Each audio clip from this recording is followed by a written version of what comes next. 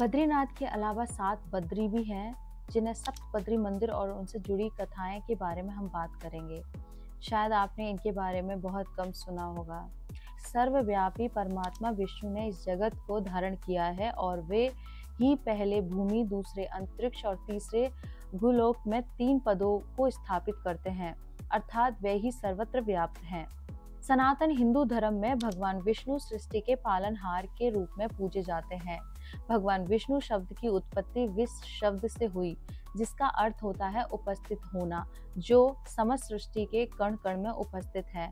वह परमात्मा विष्णु हैं। उत्तराखंड में सप्तबद्री भगवान विष्णु को समर्पित प्रमुख मंदिर हैं। इन 7 मंदिरों के नाम इस प्रकार हैं, चलिए जानते हैं। पहला पड़ता है आदि बद्री, जो कर्णप्रयाग के निकट है। योग ध्यान बद्री, जो पांडुकेश्वर में है। भविष्य बद्री, जो सुभाई गांव जोशीमठ के निकट है। ध्यान बद्री उर्गम में है। वृद्ध बद्री अणिमठ जोशीमठ के निकट है। नरसिंह बद्री जोशीमठ में है। विशाल बद्री बद्रीनाथ में है। पौराणिक काल में इन मंदिरों की यात्रा के लिए बद्री वन से होकर दुर्गम मार्ग तय करना होता था। बद्री का अर्थ होता है वेर। इस कारण बस भगवान विष्णु को समर्पित इन मंदिरों के साथ बद्री शब्द का उल्लेख हुआ है। पहले बात करते हैं कि आदि का अर्थ होता है शुरुआत। भगवान विष्णु शुरुआती दौर में इसी स्थान पर पूजे जाते थे। कहा जाता है कि आदि बद्री मंदिर सप्त बद्री का प्रथम तीर्थ मंदिर है। मान्यता है कि भगवान विष्णु यहाँ सतयुग, त्रेता युग और द्वापर युग तक रहे। उसके बाद वे बद्रीनाथ में बद्री विशाल के नाम से पूजे जाने लगे। एक कथा और है आदि बद्री से संबंधित कि ब्रह्मा के पुत्र धर्म के दक्ष प्रजापति की कन्या श्री मूर्ति से 2 पुत्र हुए। एक पुत्र का नाम नर और दूसरे पुत्र का नाम नारायण रखा गया। आदि बद्री वही स्थान है जहाँ ऋषि नारायण ने तपस्या की थी। एक कथा और है आदि बद्री से संबंधित कि ब्रह्मा के पुत्र महाराजा पांडु एक महान धनुर्धर थे। एक बार वे अपनी पत्नी कुंती और माद्री के साथ आखेट पर गए और उन्होंने प्रेम में मगन एक मृग जोड़े पर अपना तीर चला दिया। मृग जोड़े के वेश में वे ऋषि और उनकी पत्नी थे। तब मृग वेशधारी ऋषि ने अपनी अंतिम क्षणों में महाराजा पांडु को शाप दिया कि अगर वे अपनी पत्नी संग प्रेम करेंगे तो उसी क्षण उनकी भी मृत्यु हो जाएगी। उसके बाद महाराजा पांडु ने शाप से मुक्ति पाने के लिए यहाँ भगवान विष्णु की तपस्या करी, पर अपने आप को मृग वेशधारी ऋषि के शाप से नहीं बचा पाए।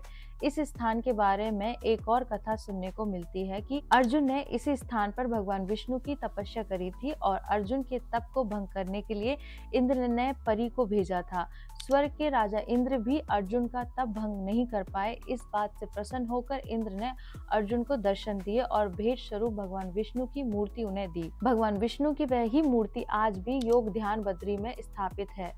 भविष्य बद्री भविष्य बद्री वह स्थान है जहाँ भगवान बद्री विशाल भविष्य में पूजे जाएंगे। कहा जाता है कि जोशीमठ के नरसिंह मंदिर में रखी मूर्ति जब खंडित हो जाएगी तो बद्रीनाथ का मंदिर नहीं रहेगा और भगवान बद्री विशाल भविष्य बद्री मंदिर में स्थानांतरित हो जाएंगे।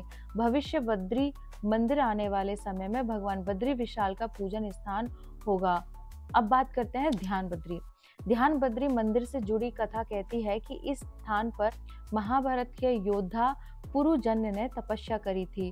पांडव राजा पुरुजन्य के वंशज थे। यहाँ भगवान विष्णु की काले पत्थर से बनी चतुर्भुज ध्यान मुद्रा में बनी मूर्ति स्थापित है। भगवान विष्णु की ध्यान मुद्रा में स्थापित मूर्ति के कारण ही इस स्थान का नाम ध्यान बद्री प्रसिद्ध हुआ। अब बात करते हैं वृद्ध बद्री की। वृद्ध बद्री से संबंधित कथा हमें बताती है कि इस स्थान पर देव ऋषि नारद ने भगवान विष्णु की तपस्या की थी। देव ऋषि नारद की तपस्या से प्रसन्न होकर भगवान विष्णु ने देव ऋषि नारद को वृद्ध रूप में दर्शन दिया था। इसी कारणवश यह स्थान वृद्ध बद्री के नाम से प्रसिद्ध हुआ। अब बात करते हैं नरसिंह बद्री की। आदि गुरु शंकराचार्य ने सर्वप्रथम इसी स्थापना जोशीमठ पर आए थे। उन्होंने इसी स्थान पर तपस्या कर ज्ञान प्राप्त किया था। पौराणिक काल में जोशीमठ की ज्योतिर्मठ कहा जाता है। जोशीमठ शब्द ज्योतिर्मठ का ही अपभ्रंश है। भगवान विष्णु ने उन्हें नरसिंह अवतार के शांत रूप में दर्शन दिए थे, इसीलिए इस स्थान को नरसिंह बद्री कहा जाता है। यहाँ के विषय में एक कथा और प्रचलित है। कहते हैं कि यहाँ स्थापित भगवान नरसिंह की मूर्ति का एक हाथ पतला होता जा रहा है। जिस दिन भगवान नरसिंह की बाहें टूट जाएंगी उस दिन बद्रीनाथ धाम का अस्तित्व ही समाप्त हो जाएगा।